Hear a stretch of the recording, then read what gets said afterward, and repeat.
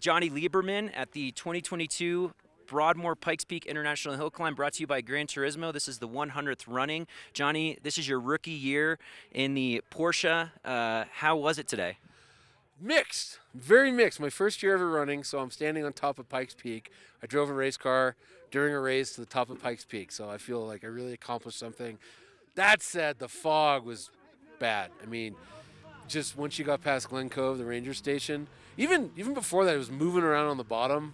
I think the trees maybe were blocking it a little bit, and it's wet. But then, just once you got past, it was a dirty right-hand turn after the ranger station, and just fog the whole way up, like blue sky or whatever they call it, past Elk Park.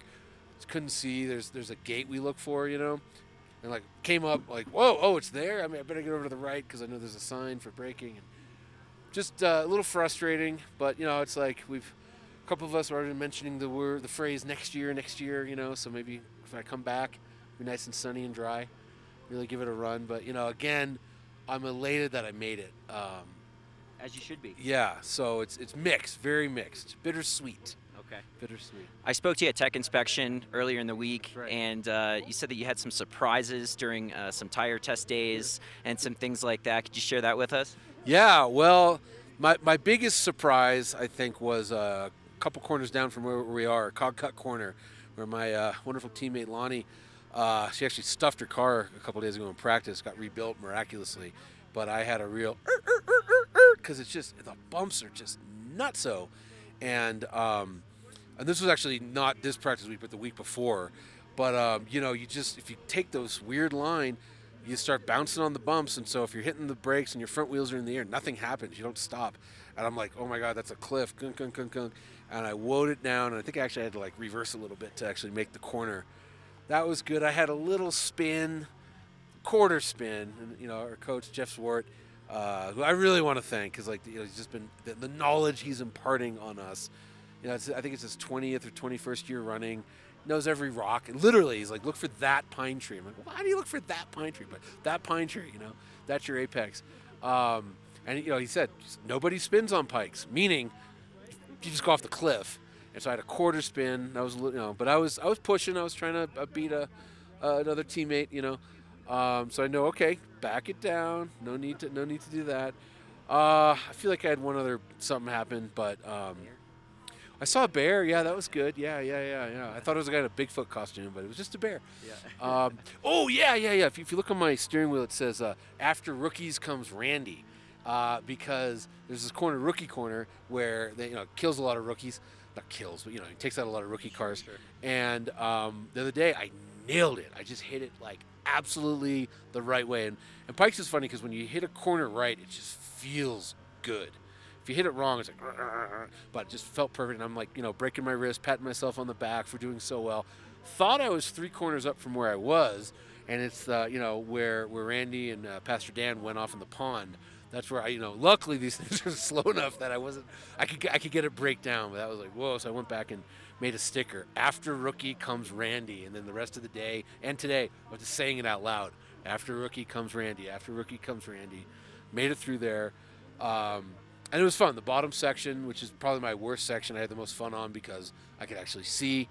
And then just once you got to the W's, just fog. That's right. Yeah, So when we spoke earlier in the week, you seemed fairly intimidated by the mountain course.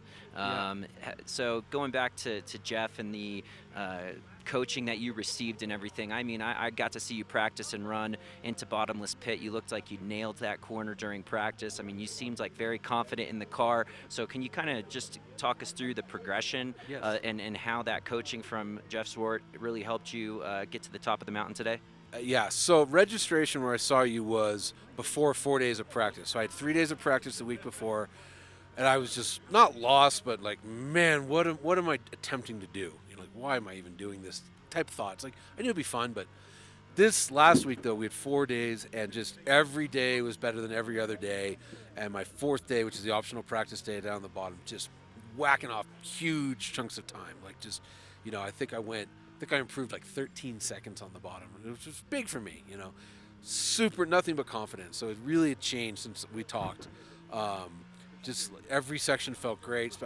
Top section you know, David Donahue, back 2 weeks ago when I ran it for the first time, our cars live in the same shop at Porsche Colorado Springs. Excuse me, and I looked at him, I was like, dude, that top section, and he just deadpanned the way he talks. He goes, yeah, you can't explain it to normal people because it's insane. And it is. I mean, it's literally insane, this top section. Yeah, I was going well. You know, I'd figured out the line through bottomless pit. I'd figured everything out except the one corner I was actually throwing away is cog cut because I don't know what's happening. It's not worth it. And you know, when Lonnie went off, I was like, it was funny. So I went and I'm sitting up here waiting, and then we know something goes wrong because the cars come every 2 minutes, and car wasn't coming. Then it's like, oh, it's Lonnie. Oh, is she okay? She's okay. Where'd she crash? And they're like, get out of your car and go peek over the edge because you can look down on it.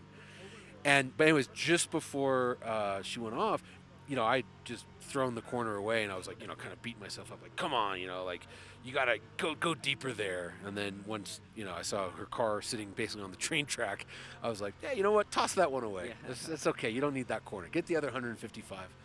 So, yeah. Well, congratulations on making it to the summit your rookie year. I'm sure this has been a fantastic experience for you. Will we see you back here at Pikes Peak? I'm very hungry to come back and do it in the dry. Absolutely. And thanks, Nico, man. And thanks everyone who's volunteering to be here, whatever, working this race. Like, couldn't do it without everybody. Like, I forget his name. The guy waving the green flag to the safety people, to everybody. It's just like, I can't believe the support we get. It's incredible.